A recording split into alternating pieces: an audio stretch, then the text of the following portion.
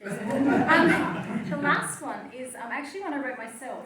And the story of this one is that just before COVID, if any of us can remember there was life, before COVID, there was bushfires at Cuddly Creek.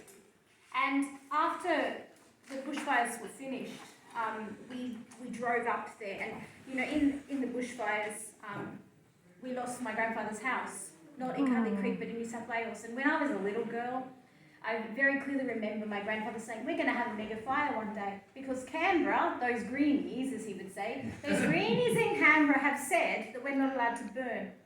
And we used to burn every year. And the neighbours would come around. It was a whole process. And there was laws to keep it safe, that everyone burnt their own property every year. So, and those greenies decided that our dams were too big, so we weren't allowed to have as much water, so we reduced our water, and then we weren't allowed to burn. And this is the first year in my life that Tanoni has burnt, and there was no escaping for the animals. And my grandma said, the animals always had time. If we burn every August, the animals have time to go next door. Well, this year there was no time. My uncle removed the fences, but we're pretty sure the animals didn't make it.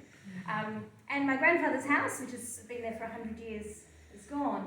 So when they yell, oh, climate change, I got very upset because I'm like, my grandfather, we were writing to Canberra saying, this law sucks. There is going to be a mega fire, and that was this year. So even though I couldn't get to New South Wales, we went up to Cuddly Creek, and what I noticed was there's the huge storm, and then there's this huge calm. It's a really devastating calm, but there's the calm when it's all finished.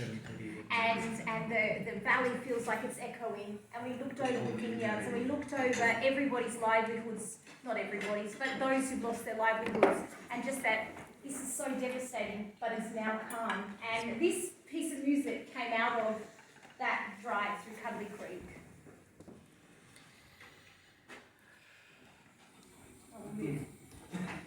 Oh yes, sorry, we have to unplug them.